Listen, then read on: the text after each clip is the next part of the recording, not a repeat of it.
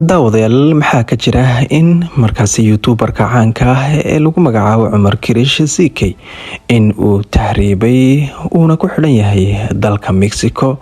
Haddaba daawadayaal warbixin kooban oo aan halkan idinka soo tayn doono ayaa waxay sheegaysaa in ninka lagu magacaabo markaasi King CK in uu ku xidhan yahay xuduudda Mareykanka iyo sidoo kale Mexico ay wadaagaan, kaasi oo safar kaga baxay markaasi Yurubta gaar ahaan Australia oo markaasi ku noolaa baasaboorkeedana haysto. Haddaba daawadayaal warbixintan ayaa waxay sheegaysaa in markaasi uu ka ambabaxay dhowaan muddo laga jooga hadda hal bil dalka markaas Australia una ambabaxay dhankaas iyo Latin America.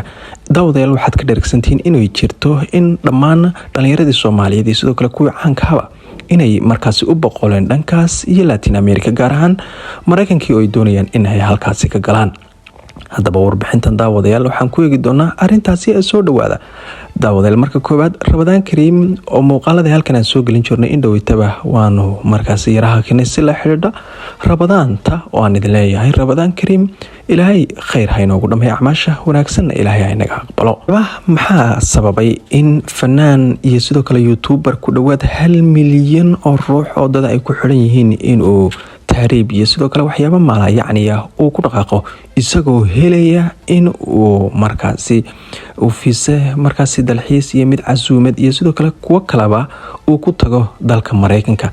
sababtoo ah YouTube-ka waa CK lacag fiican waa ka qabtaa, sidoo kalena baasaboor waa haystaa inkastoo uusan ahayn mid ka weyn ee dalka Australia, haddana mid travel documents ah maadaama uu tahriib ku galay waa haystaa. arintaasi bulsho badani oo Soomaaliyeed la yaabantahay, balse daawadayaal arintaasi sababta ugu weyn ayaa waxay tahay in dadka Soomaalidu meeshay doonaan baa joogeen ay iska yihiin inay tahriib iyo sidoo kale qarjajac iyo sidoo kale arimahaas uun jacaylkoodu yahay oo ay ku dabaqaan.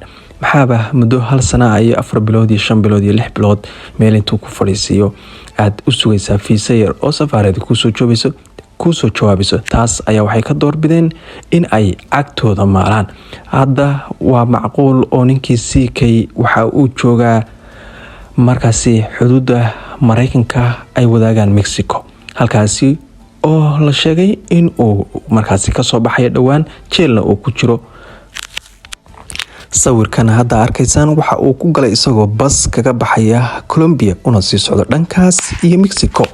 waa sawir markaasi 2 toddobaad ka hor bartiisa markaas Instagram-ka sikadiisa ugu markaasi postigareeyay, waxayna cadeyn u tahay isaga iyo muhaajiriin kale oo kasoo kala jeeda Afrikada Dhexe, Afrikada Galbeed iyo Afrikada Bariba in ay baskaasi ku wada jiraan oo markaasi ay isku safar yihiin. daawadayaal kama goyoonayno dadka caanka ah haddii aan nidhaahno waan tirinaynaa oo waxaaba ku jira fanaaniin caan ah iyo sidoo kale youtubero, kuwa jilayaal ah, gabdho, cid kasta. balse daawadayaal arintani waxay u muuqataa arin cajiibkeeda ah oo dadkii youtuberada ahaa ee caanka ah ee ku dhawaad 5 milyan subscribers haysta ayaa tahriib iyo wax iska malayacniyo hoose waxay doonayaan inay markaasi ay ku tagaane. maxaad u malaynaysaa dhalinyarada Soomaaliyeed ee aan haysan ilo dhaqaale iyo sidoo kale meelo kalaba?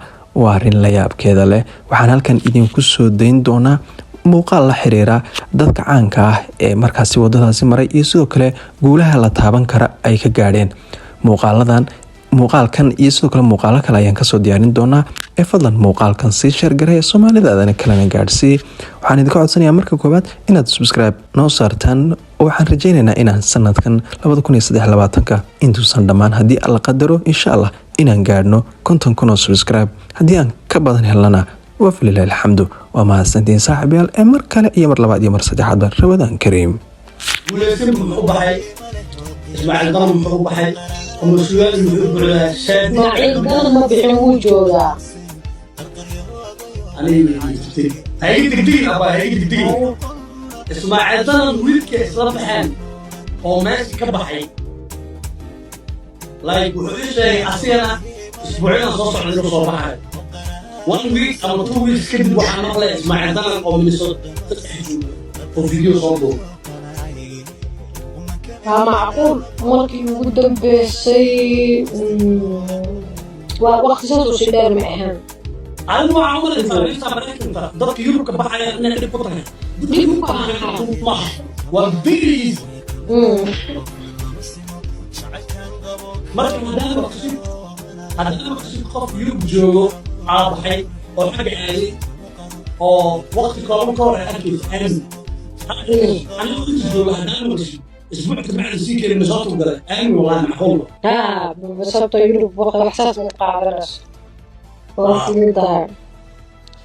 لكن سؤال شاقه وحاواي maxaa meeshaas loogu ordoyaa maxaa yaalo والله صاحب ومركي ودم بيدي 3 ساعة كده واحد جوجنا بارما إن شاء الله وبيجي أنا ودم بيدي ها وكاسا مركي الفيديو ودم بيجي كان صوته من إن شاء الله مريسي تيكن يوعب بدي كده جنا أيوة والله بالله والله واحد صحيح أنا كنا ملك في عن 5 ستار بالله أنا شو ده السكريا ما وقفي على المسجد مساوي يون كارلو ماندا تشيكن سولار رايس ماندا فرانكو تشيكن ماندا يون كارلو